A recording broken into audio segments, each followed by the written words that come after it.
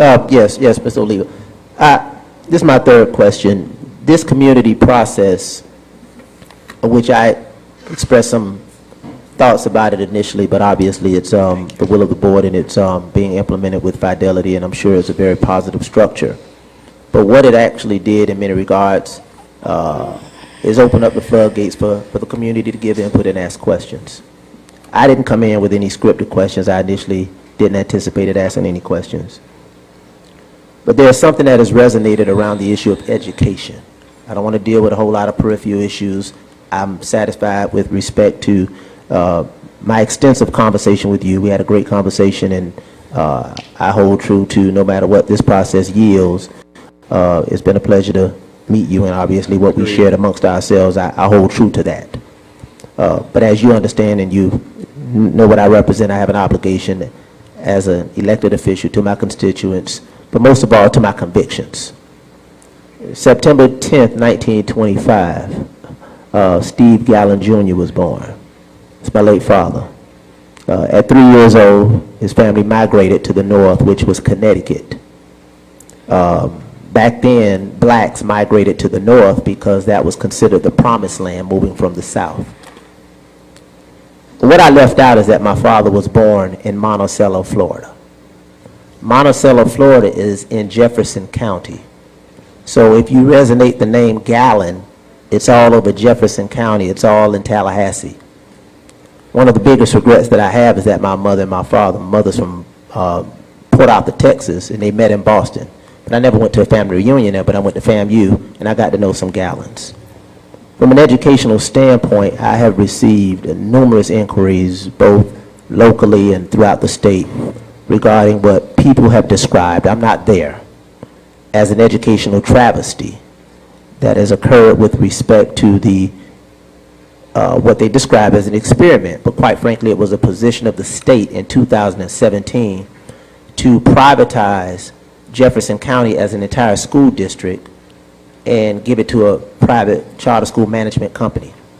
5 years later, 2017 to 2022, it is my understanding that the impact educationally that was sought was not yielded, and the management company has sought to withdraw after extensive amount of revenue and resources being expended.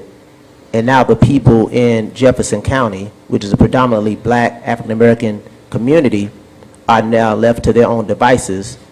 And it's been punctuated with a timeline now to raise that district to a C or else. Again, I'm here, but I'm around the state, and my convictions obviously obligate me to be deliberate and inquisitive about this particular process. You answered the initial question that I asked about your role and your responsibility with respect to large populations of students that represent blacks and Hispanics coming out of Flagler County, which I indicated had a population of 82.3% white, 11.4% black, and 8.4% Hispanic. And I received your answer that as a state official, you are responsible to a greater extent to provide leadership, support, and in many regards, implementation and oversight. So my question around that particular issue with respect to the decision, what was your role because it was during your time, what was your role with the decision to privatize it? What was your role and responsibility with respect to implementation of the plan for turnaround? And what was your role and responsibility for oversight? Because you indicated that you provide oversight to all of Florida's children. And I'm sure you would agree with me that the children in Jefferson County are also Florida's children too. And now 5 years later, that district, that community, those parents, those families, and those children, according to what I understand, both what I read and what I know from people who reside there, now have a short turnaround time to reconcile and square a decision that was made by the state to privatize them in the first place, and a decision that was not theirs for the management company to leave. So my question is, what was your role, responsibility for deciding it, implementation, oversight and accountability from soup to nuts in that particular process, going back to 2017, which I think cross-referenced with your tenure as the official there. Thank you, sir. So thank you for that question, and thank you for your care for the students in Jefferson County, and making sure that those students have high quality access to educational opportunities is something I think we both share in common is imperative. In 2017, in my role in the department, I was not involved with the state board decision or recommendation to bring in a charter provider to support those students. My understanding is early on in that turnaround effort, that was not under my purview. My purview at that time was as a vice chancellor. I worked with different programs that didn't involve school improvement at that time. Is that there was some gains and there was some growth in the first couple of years over the last couple of years, whether it's due to COVID and this transition.